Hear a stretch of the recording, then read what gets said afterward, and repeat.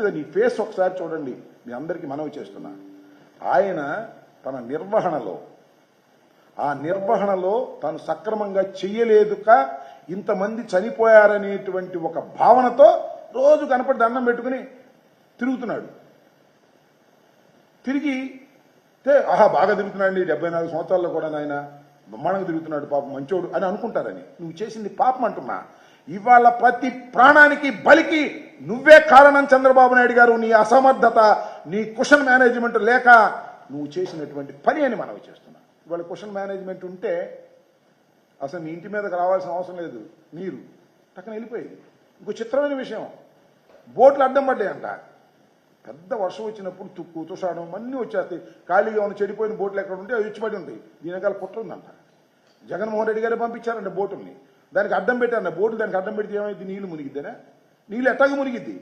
Buffer జోన్లో ఉన్నప్పుడు ఎప్పుడైనా మునగాల్సిందే.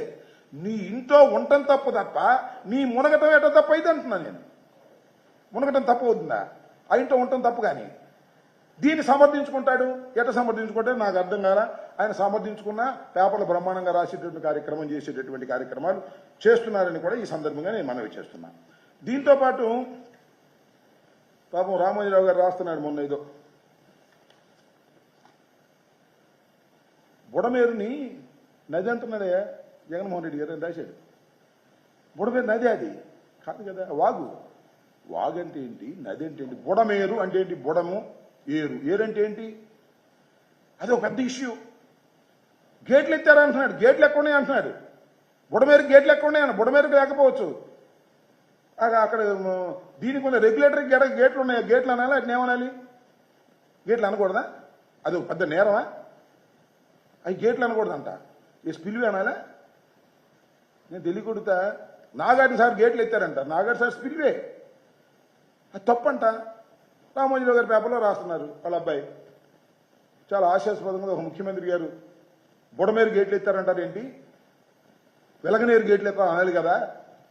బుడమేరు మీదే ఉంది కదా వెలగనేరు దగ్గర, దానికి దీనికి తేడా ఏమిటి మీ కక్షాదింపు? చంద్రబాబు నాయుడు గారు ఏమన్నా కూడా అద్భుతం, జగన్మోహన్ రెడ్డి గారు ఏదన్నా కూడా బాగోదు. చంద్రబాబు నాయుడు గారేమో కృష్ణానది ఒడ్డున ఏమి లేదు. ఒడ్డునంటే మీకు ఎంత చిత్రం ఏంటంటే వెళ్ళి కాళ్ళు కడుక్కోవచ్చు ఆయన బెడ్రూమ్లోంచి. ఆ బెడ్రూమ్ మునిగిపోయిందంట. నేను చెప్పనా, ఇది ఇంగ్లీష్ పేపర్లో రాశారు, తెలుగు పేపర్లో రాస్తే వాళ్ళు తాట తీసేవాళ్ళు. ఇంగ్లీష్ పేపర్లో రాశారు. ఫస్ట్ ఫ్లోర్లో ఉన్న సామాన్ అంతా పైకెత్తారంట. నీ కొంప మునిగింది, మునగదా? అందరి కొంపలాగా నా కొంప మునిగింది, అందరి కొంపలాగా నీ కొంప ఎట్ట మునిగిద్దండి? నువ్వు కృష్ణానది ఒడ్డునున్నావు కాబట్టి మునిగిద్ది. నా కొంప మునగలేదే, జగన్మోహన్ రెడ్డి గారి కొంప మునగలేదే, విజయవాడలో వాళ్ళ కొంప మునగడానికి నువ్వు కదా కారణం. ఈ కొంపలు మునగడానికి కారణం నారా చంద్రబాబు నాయుడు గారి అసమర్థత. ఈ విషయాన్ని గమనించుకోకుండా 24 గంటలు తిరిగి రోజు గంటల తరబడి ఉపన్యాసాలు చెప్పి తాను చేసిన తప్పును రైట్ అనిపించుకోవాలని చేస్తున్న ప్రయత్నాన్ని మనం ఖండించాలి. బుద్ధి రావాలి చంద్రబాబు నాయుడు గారికి అని నేను కోరుకుంటున్నా. నాకు చాలా చిత్రం, అసలు ఎప్పుడైనా సరే నేను ప్రజల్లోకి వెళ్ళి పనిచేస్తాను అంటున్నాడు. హుదూద్ తుఫాన్ వచ్చినా కూడా నేను జనంలోనే ఉన్నాను అంటున్నాడు. ఉప ముఖ్యమంత్రి గారు వేరే మాట్లాడుతున్నాడు. పవన్ కళ్యాణ్ గారు ఆయన అంటున్నాడు, నేను జనంలోకి వెళ్తే జనం వచ్చేసి తొక్కేస్తారు, అధికారులందరూ నా చుట్టూ తిరుగుతారు, పనులు జరగవు, రిలీఫ్ వర్క్స్ జరగదు, అందువల్ల నేను వెళ్ళట్లేదు అన్నాడు. ఎస్ కరెక్ట్ అంట. నేను జగన్మోహన్ రెడ్డి గారు కూడా అదే చెప్పారు.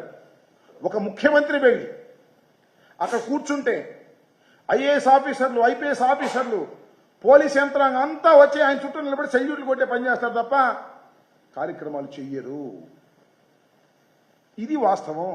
ఈ వాస్తవం ఉప ముఖ్యమంత్రి గారికి తెలిసింది, కానీ ముఖ్యమంత్రి గారికి తెలియలే. ఎందుకంటే సీనియర్ కదా, విజన్ కలిగిన వాడు.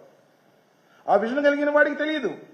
విజన్ లేని మా బోటి పామరుకి తెలుస్తూ ఉంటుంది అట్లా వెళ్ళకూడదు ఆయన అని. This the debatable subject. ఏంటిది నాకు అర్థం కాల. 24 గంటలు నేను అక్కడికి వెళ్తాను, పడవ మీద తిరుగుతాను, ప్యాకెట్లు చూస్తాను, అమ్మాయిలు వాళ్ళందరినీ పలకరిస్తాను తల్లుల్లాగా. 24 గంటలు అక్కడే ఉంటాను, బోట్లో వెళ్తాను. ఇవాళ బుడమేరు బోట్లో వెళ్ళాడు, అది క్లిక్ అంతే. TV5, ABN రోజు వార్తలు తెగ తిరుగుతున్నాడు. ఈ వయసులో తిరుగుతున్నటువంటి మహానుభావుడు, గొప్పవాడు, ఇంతమంది చనిపోవడానికి కారకుడు అని చెప్పేవాడు లేడు. ఈ షో వర్క్ కార్యక్రమాలు నువ్వు చేసిన తప్పును కప్పిపుచ్చుకోవడానికి చేస్తున్నటువంటి ఓవర్ యాక్షన్ తప్ప మరొకటి కాదు అనేది నా అభియోగం. ఈ అభియోగంలో వాస్తవం ఉందో లేదో మీరు ఆలోచించమని మనవి చేస్తున్నా. దుర్మార్గమైనటువంటి కార్యక్రమాలు చేసినటువంటి వ్యక్తి నారా చంద్రబాబు నాయుడు గారు ఆయన అసమర్థతను కప్పిపుచ్చుకునేందుకు ఇలాంటి కార్యక్రమాలు చేస్తూ ఉన్నారు. ఇకపోతే పవన్ కళ్యాణ్ గారు సరే ఆయన చెప్పాడు, నేను ఇప్పుడు 3వ తారీఖు సాయంత్రం అనుకుంటా ఆయన వచ్చింది. ఇప్పుడైతే జగన్మోహన్ రెడ్డి గారు బెంగళూరు నుంచి వచ్చి వెళ్ళి విజయవాడలో పలకరించారు. ఆ తర్వాత అప్పుడు దాకా పాపం ఆయన కనిపించలేదు.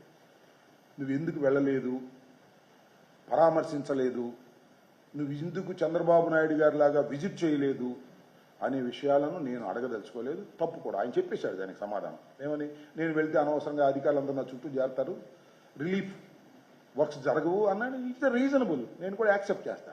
అది కాదు ఇక్కడ పాయింట్. అసలు ఇన్ని రోజులు మీరు అసలు స్పందించలేదే, మీరు చెప్పాలిగా. ఇట్లా వర్షం వచ్చింది, వరద వచ్చింది, ఇంతమంది చనిపోయారు, విజయవాడ లాంటి పట్టణం మునిగిపోయింది, సోదరులారా జాగ్రత్తగా ఉండండి, లేదు నా అభిమానులారా మీరు వెళ్ళి పని చేయండి అని ఒక స్టేట్మెంట్ ఎందుకు ఇవ్వలేకపోయారు? అంటే మీరు అప్పుడు దాకా మీకు దృష్టిలో లేదు, మీ దృష్టిలో లేదు, చంద్రబాబు దృష్టిలో కూడా లేదు. చంద్రబాబుకి ఇంట్లోకి నీళ్ళు వచ్చిన తర్వాత ఆయనకి దృష్టి వచ్చింది, జగన్మోహన్ రెడ్డి గారు వచ్చి విజయవాడలో కూర్చున్న తర్వాత మీకు మేలుకు వచ్చింది, మీరు వచ్చారు. తప్పు అంటున్నా. నేను వేరేగా మిమ్మల్ని దూషించాలనేది కాదు.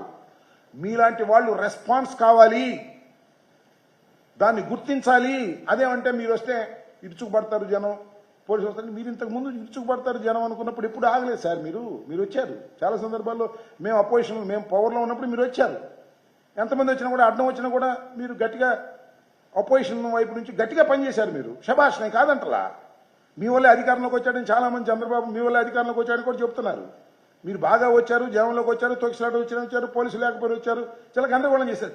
ఇవాళ మీరు రాలేదు, దానికి ఒక రీజన్ చెప్పారు. స్పందించకపోవడానికి రీజన్ చెప్పలేదు మీరు. అదేమంటే నన్ను విమర్శించే వాళ్ళు రాతో పాటు రండి అన్నారు. మేము మీతో పాటు ఎక్కడొస్తామో రాలేమనుకోండి, అది వేరే అంశం. దీనికి మీరు మీ అంతరాత్మను ప్రశ్నించుకోమని మాత్రమే నేను కోరుతున్నాను, మరొకటి కాదని కూడా మనవి చేస్తున్నాను. రెండో అంశం ఏంటంటే, ఇదయ్యా చంద్రబాబు నాయుడు గారు, పవన్ కళ్యాణ్ గారు ఒక ట్వీట్ చేశారని చెప్తున్నారు. This one photograph will tell us how drones could elevate the suffering of flood victims by dropping the essential needs to their hands. We have to appreciate Honorable CM Nara Chandrababu Garu for finding innovative ways to help out people in distress. This is a lot to learn from you, sir. అని పెట్టారు. అని మనం చేస్తున్నా. అవతల ఒక మహిళ drone నుంచి packet తీసుకుంటుండే, ఇది కల్పితం. దాన్ని ఏమన్నారు, అది ఆర్టిఫిషియల్ ఇంటెలిజెన్స్ తయారు చేసింది.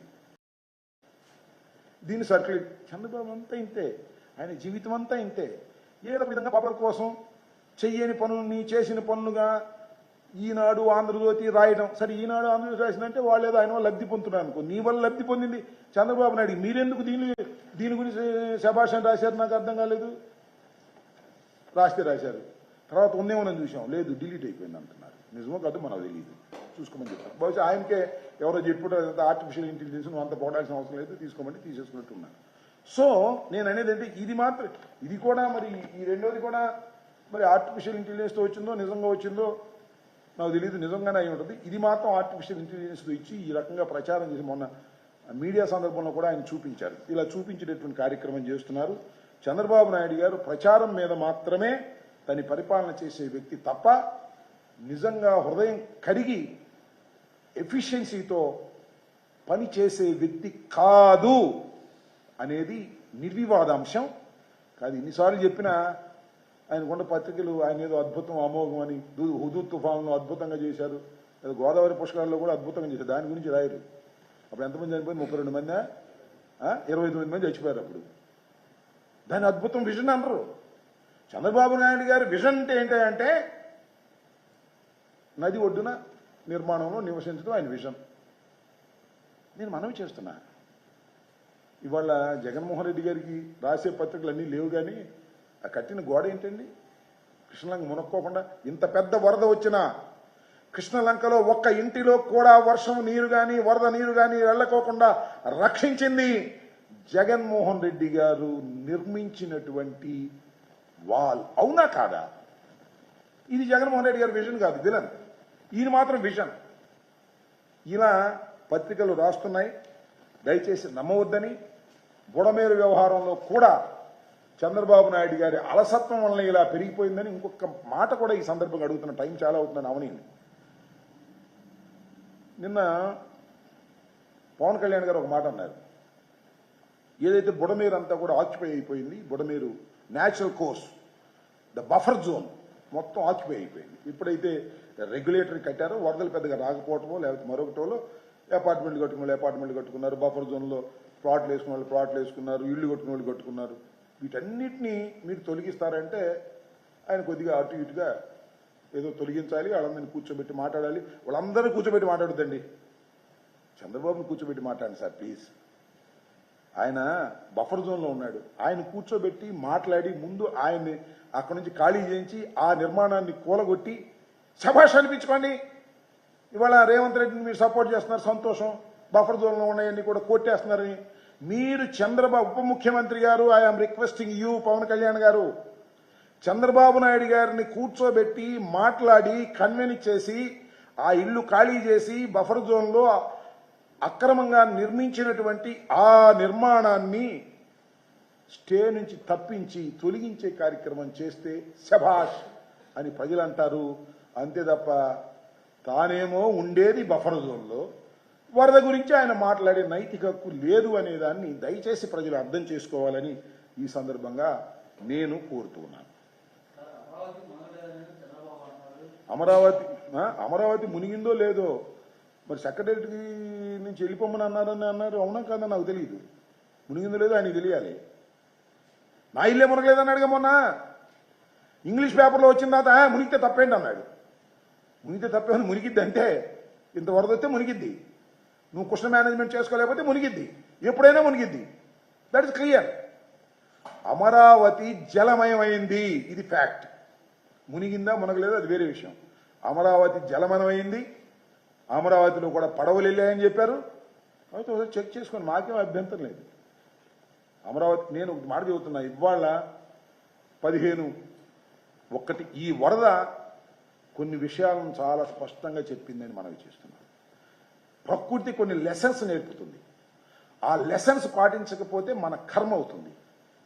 ఈ రాష్ట్రానికి మరీ ముఖ్యంగా విజయవాడ, గుంటూరు జిల్లాలకు ఈ వరద ఒక లెసన్ ఇచ్చింది, భగవంతుడు ఇచ్చిన లెటర్గా ప్రకృతి.